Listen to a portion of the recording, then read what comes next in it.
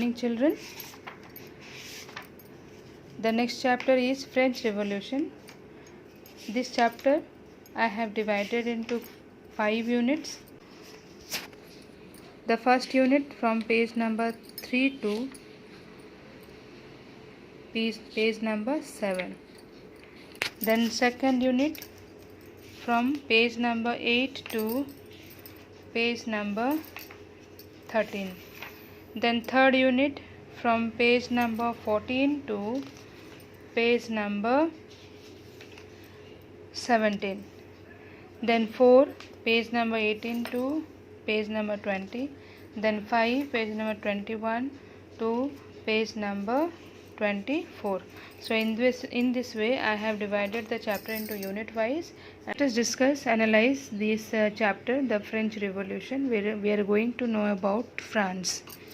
Why in France there was a revolution in 1789, that we are going to know.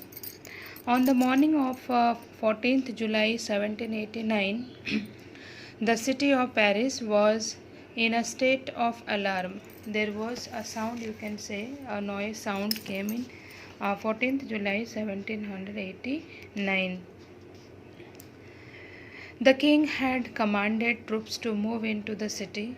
Rumors spread that he would soon order the army to open the fire upon the citizens. There was a rumor that king is going to fire on citizens.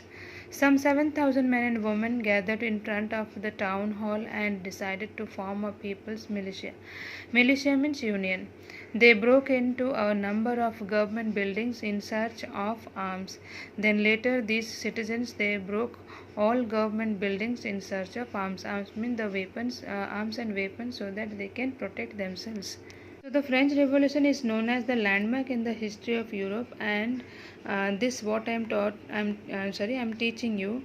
It is all what a glimpse of French Revolution. In brief, it is given here. It gave a serious jolt to the ancient regime, a system based on the privileges of nobles, the clergy, and the supremacy of monarchy. Let us discuss once more. Finally, a group of several hundred people marched towards the eastern part of the city, and number of people, they moved towards the eastern part of city and attacked to the fortress prison Bastille. I have given already. The Bastille is known as the fort in the eastern part of Paris, used as a state prison. It is a prison there, and where they hoped to find hoarded ammunition. They thought, these citizens, they thought that some ammunitions we can get from here, so that is why they attacked that. In the armed fight that followed, the commander of the Bastille was killed and the prisoners released. Then the prisoners, those were there in the Bastille, they were released. Though there were only 7 of them, yet the Bastille was hated by all, because this was, you can say, it is the symbol of the king, and the people, they they did not like the ruling of that king. So Bastille was hated by all because it stood for the despotic power of the king. The fortress was demolished and its stone fragments were sold in the markets to all those who wished to keep a souvenir of its destruction. And later this fortress, it was demolished, and later the parts of this fortress was kept in in the market. It was just like a museum. People they came and to wish to see that, so that they can recollect the time of their king. The days that followed saw more rioting both in Paris and the countryside. Most people were protesting against the high price of bread. What happened this related to bread, why there was a shortage of food there? Let us analyze this entire thing. Large scale of riot spread in Paris and countryside. All these are beginning of a chain of events which ultimately led to the execution of a king in France. Later he was executed. France, though most people at the time did not anticipate this outcome, they did not know in before that this is going to happen. Let us see how he was executed, how the king was executed. The next subtopic is French society during the late 18th century. Since 1589, the Bourbon Dynasty. What is Bourbon Dynasty? Bourbon Dynasty, it is an European royal line that ruled in France from 1589 to 1790, that is 1793. The Bourbon Dynasty ruled France, and the kings were absolute monarchs. They are called the monarchical government. In 1774, Louis XVI, he also belonged to from that only Bourbon Dynasty. Of the Bourbon family became the king. Louis XVI, the king of Bourbon Dynasty. Let us discuss about him. And when he became the king of France, then what problem he faced? He married to the Austrian princess Marie Antoinette. When he became the ruler, what he found? He found an empty treasury in France. What were the causes of this empty treasury in France? Because of long years of wars and the extravagant lifestyle had drained the financial resource of France. This is number one.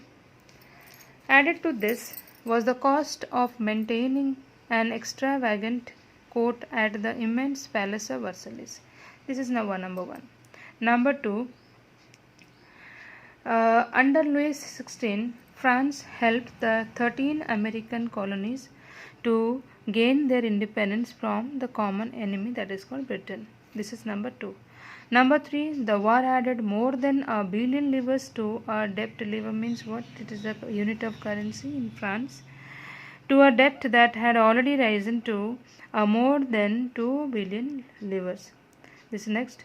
Lenders who gave the state credit now began to charge 10% interest on loans. Those who wanted to give the loans now charge on 10% to give the loans. So the French government was obliged to spend an increasing percentage of its budget. So what to do then? There is a shortage of finance in the country. So he need to increase the taxes then. So he did the same. So the French government was obliged to spend an increasing percentage of its budget on interest payments alone. To meet its regular expenses such as the cost of maintaining an army, court, running government offices, universities, the state was forced to increase taxes. But this measure was not sufficient in getting the economy. French society in the 18th century was divided into 3 estates. Estates means group of people who shared the common land, that is a state. So the French society in the 18th century was divided into 3 estates, and only members of the third estate paid the tax. Who are these 3 estates? Let us discuss. The first estate constituted the clergy, the second estate constituted the nobility, and the rest of the population constituted the third estate. In this way, the French society in 18th century was divided into 3 estates: clergy, nobility, and the that is called third, that is the rest of population.